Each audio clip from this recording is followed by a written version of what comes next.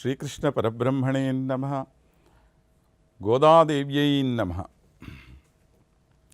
ప్రియ భగవద్బంధువులారా,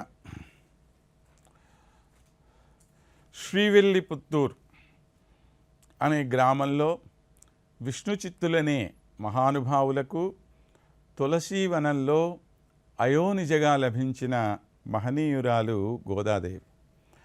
ఏ విధంగా అయితే సీతాదేవి జనక మహారాజుకు భూమిని దున్నుతున్నటువంటి సమయంలో లభ్యమైందో అయోనిజగానే, అదేవిధంగా వీరికి కూడా తులసీవనంలో లభ్యమైనటువంటి మహనీయురాలు. ఈ రెండు ఉదాహరణల్ని, ఈ రెండిటి సామ్యతల్ని మనం గనక పరిశీలన చేస్తే ఏ విధంగా తల్లి మనల్ని అనుగ్రహించటం కోసం ఈ లోకాన ఆవిర్భవించిందో మనకి స్పష్టమవుతుంది.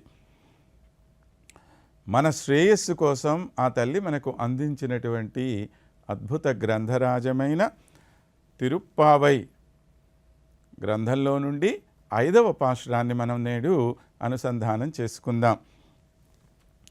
మాయనైమన్ను మాయనైమన్ను వడమధురై మైందనై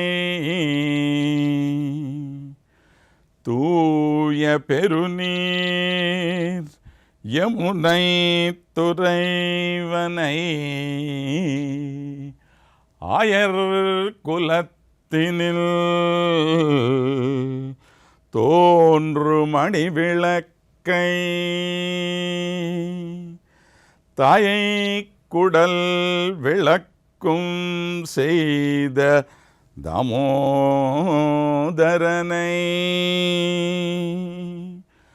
துயோமாய் வந்து நாம்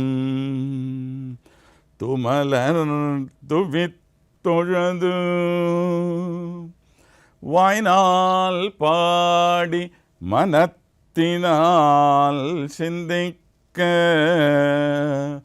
போய பிழையும் புகுதருவான் நின்றனவும் தீயினில் துஷாகும் செப்பு எலோ எம்பாவாய்.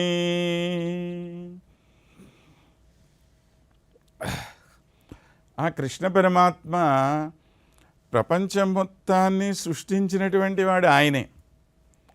అటువంటి వాడు ఏమీ తెలియనటువంటి ఒక చిన్న పిల్లవాడిలాగా ఇక్కడ ఆవిర్భవించాడు.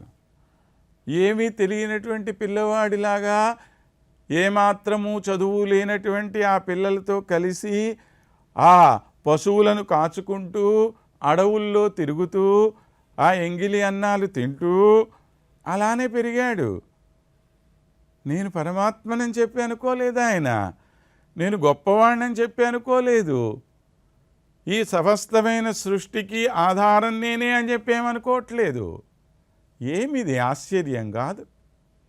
అందుకే తల్లి అంటున్నది మాయనై అని. ఏమి మాయ? మాయ అంటే మనం ఏదో మాయగాడు మాయగాడమంట. మాయా అనేటువంటి పదానికి వాస్తవమైన అర్థం ఆశ్చర్యం అని. ఆశ్చర్యవద్ వదతి, ఆశ్చర్యవత్ పశ్యతి, ఆశ్చర్యవత్ శృణ్వోతి, శృత్వాప్యేనం వేదన చైవ అంటాడు పరమాత్మ మనకి భగవద్గీతలో. ఏదైతే ఆశ్చర్యకరమైనటువంటిదో అదే భగవానుడు. పరమాత్మ అంటే ఆశ్చర్యం. ఎలా ఉంటాడో ఎవరికి తెలియదు, ఏం చేస్తాడో తెలియదు, ఎప్పుడు పుట్టాడో తెలియదు, ఎప్పుడన్నా ఉంటాడో వెళ్ళిపోతాడో తెలియదు, ఏమీ తెలియదు. కానీ ఉన్నాడు ఆయన. ఎలా ఉన్నాడు ఏమో, ఎలా ఉన్నాడో తెలియదు. చూడండి ఎంత ఆశ్చర్యకరమైనటువంటి విషయం. కనుక అలాంటి ఆశ్చర్య గుణములు కలిగినటువంటి పరమాత్మ వడమధురై మైందనై, ఆ ఉత్తర దిక్కున అంటే ఉత్తరం వైపున ఉన్నటువంటి మధురానగరం అంటాం మనం. అంటే మనకు ఒక మధురానగరం ఈ ప్రాంతంలో ఉంది, మధురై అని చెప్పి అంటాం. అలా కాకుండా ఉత్తర భారతదేశంలో ఉన్నటువంటి మధురానగరం అని చెప్పి ఢిల్లీ దగ్గర ప్రాంతంలో ఉంటుంది అది. ఆ మధురానగరంలో పుట్టినటువంటి గొప్పవాడు మన పిల్లవాడు. తూయ పెరునీర్ యమునై తురైవనై. ఇలా పుట్టి పుట్టగానే మహాభయంకరమైనటువంటి నది యమునా నది. అటువంటి యమునా నది అలాగ దోవిచ్చేస్తే అవతలికి వెళ్ళిపోయాట ఆయన. కృష్ణ పరమాత్మ పుట్టగానే చూడండి, వసుదేవుడు అప్పటిదాకా చెరసాల్లో ఉన్నాడు తండ్రి గారు. అలా ఈయన పుట్టగానే ఈయనకున్నటువంటి సంఖ్యలన్నీ తెగిపోయినాయి. ఏమది ఏం సూచిస్తోంది? ఎప్పుడైతే నువ్వు సత్వగుణ ప్రధానుడైనటువంటి పరమాత్మను పొందుతావో నీకు ఉండేటువంటి సాంసారిక బంధనాలన్నీ కూడా ఆటోమేటిక్గా తెగిపోతాయ్యా. ఆ భగవంతుణ్ణి వెన్నంటుకొని నువ్వు ముందుకు వెళ్ళినప్పుడు ఇంత భయంకరమైనటువంటి ఈ సంసార సాగరం, సంసారం అనేటువంటి ఈ భయంకరమైనటువంటి నది ఏదైతే ఉందో ఇది కేవలం నీకు కాలి గిలకల వరకు మాత్రమే వచ్చేటువంటిదిగా ఉంటుంది. వసుదేవుడు ఎప్పుడైతే కృష్ణుడిని తన నెత్తి మీద పెట్టుకొని బయలుదేరాడో ఇంత లోతుగా బాగా ఉరకల మీద పోతున్నటువంటి ఆ యమునా నది కేవలం కాలు గిటకల వరకు మాత్రమే వచ్చింది ఆయనకి. అంత తగ్గిపోయింది. ఏమి సూచిస్తోంది అది? నువ్వు కూడా పరమాత్మని నీ వెంట పట్టుకొని ముందుకు పోతే, అంటే పరమాత్మ సాయంతో నీ జీవితాన్ని ముందుకు తీసుకొని పోతే నీ బతుకు కూడా ఇలాగనే చక్కగా ముందుకు వెళుతూ ఉంటుంది అని పరమాత్మ మనకు తెలియజేస్తుంది.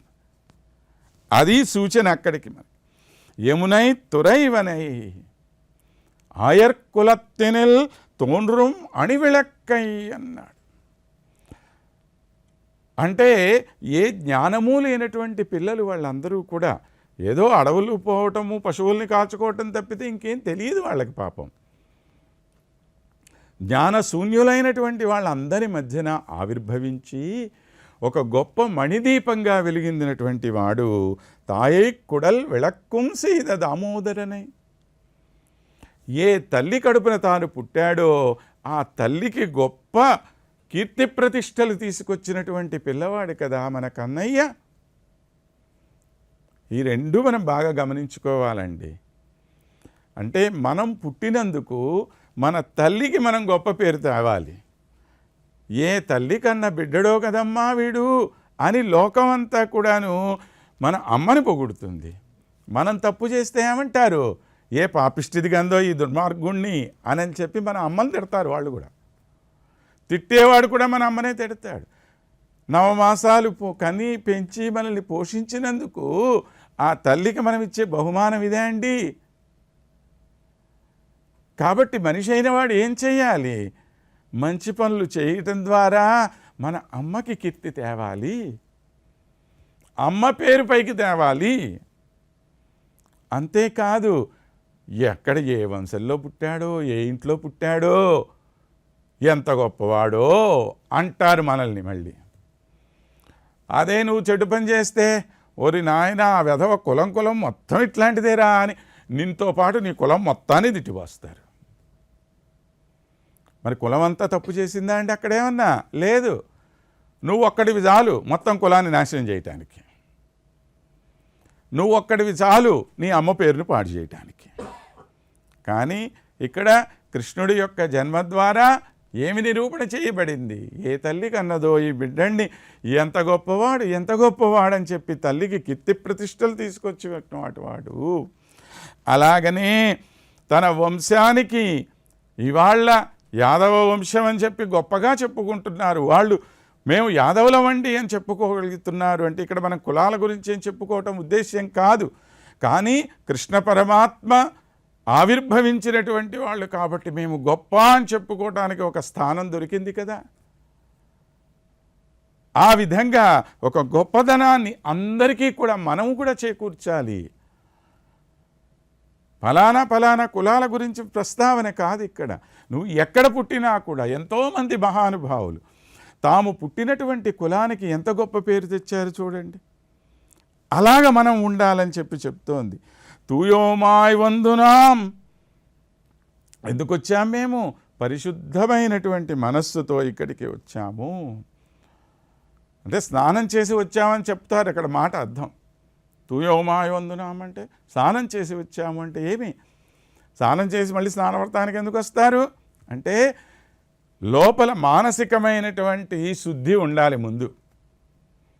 ఆనాడు విభీషణుడు వస్తే శ్రీరామచంద్రుడు అంటాడనమాట ఆయన గురించి, అయా వచ్చినటువంటి వాడు దుర్మార్గుడు, రాక్షసుడి యొక్క తమ్ముడు, నీకు చెడు చేయటానికి వచ్చాడేమో అని చెప్పి మిగిలినటువంటి సుగ్రీవాదులందరూ అంటే శ్రీరామచంద్రుడు అంటాడు, లేదు లేదు, ఈ వచ్చినటువంటి విభీషణుడు చాలా పరిశుద్ధమైనటువంటి వాడిగా వచ్చాడంటాడు.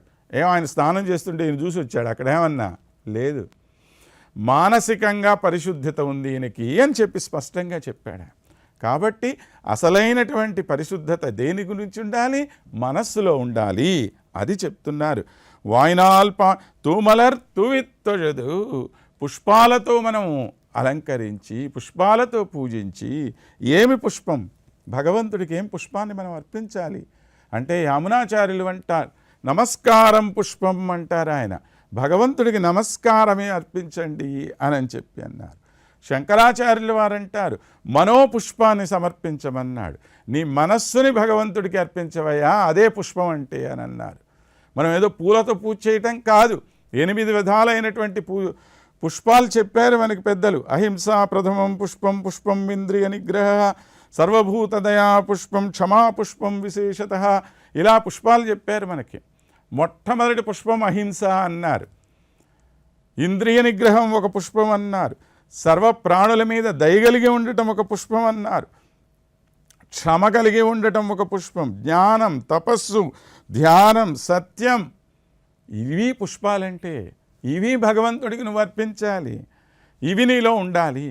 ఇది మనకి చెప్తున్నటువంటిది. మనత్తినాల్ సిందిక్క, ఏం చేయాలి? ఈ విధంగా సంపూర్ణంగా మన మనస్సు నిండా ఆయన్ని స్మరించుకుంటూ, నోటి నిండా ఆయన నామాన్ని ఉచ్చరించుకుంటూ, అంటే నీ చేసేటువంటి మనోవాక్కాయ కర్మలు అని చెప్పి అంటాం. అంటే మనస్సులో మంచి భావనలు ఉండాలి, చెప్పే మాట మంచిగా ఉండాలి, తరువాత చేసే పని మంచిగా ఉండాలి. నీ సంకల్పమే చెడుదైనప్పుడు చేసే పని చెడుదవదా? నువ్వు మాట్లాడే మాట చెడ్డదైనప్పుడు నువ్వు చేసే పని చెడ్డదవదా? అందుకే మూడింటిలోనూ కూడాను ఒకే విధమైన మనస్తత్వం ఉంటే దీన్ని ఆర్జవము అంటాం మనం. అది కలిగి ఉండాలి మనం. దాన్ని మనోవాక్కాయ కర్మలు అంటున్నాం. అంటే మనస్సులో భావన చేసుకున్నాం, నోటి ద్వారా స్మరణ చేశాం, చేతితో అర్చన చేస్తున్నామని చెప్పి 3 విధాలుగా కూడా మనకి తెలియచేస్తూ, దీనివల్ల ఏం కలుగుతుంది? పుగుదరువాన్ నిండ్రనవం తీయనిల్ తుషాగుం చెప్పు. దీనివల్ల మనం చేసేటువంటి పనుల్లో కర్మలు అంటాం వీటిని. ఈ కర్మలు కొన్ని ముందుకు పోతాయి, ఆగామి కర్మలు అంటాం. కొన్ని ప్రస్తుతం మనం అనుభవించేటువంటివి ప్రారబ్ధ కర్మలు అంటాం. కొన్ని పాతవిగా వెనకబడి ఉంటాయి, సంచిత కర్మలు. ఇలాగ సంచితమైనవి, ఆగామి అయిన కర్మలు అన్నీ కూడా బూడిదలో నిప్పుల్లో వేసినటువంటి దూది ఏ విధంగా భస్మం అవుతుందో అలా భస్మైపోతుంది, తక్షణం పోతాయి అన్నాడు. మరి ప్రారబ్ధ కర్మలో అనుభవించాల్సిందే. నేను దేవుడికి దండం పెట్టాను కదండి, ఏ విధవ పనైనా చేసేయచ్చా అంటే కుదరదు. మళ్ళీ దానివల్ల అంతకుముందు చేసిన తప్పులు దూరం అవుతాయేమో, కానీ ప్రస్తుతం దేవుడికి దండం పెట్టాను కాబట్టి ఏ తప్పు చేసినా దేవుడు క్షమిస్తాడంటే క్షమించడండి.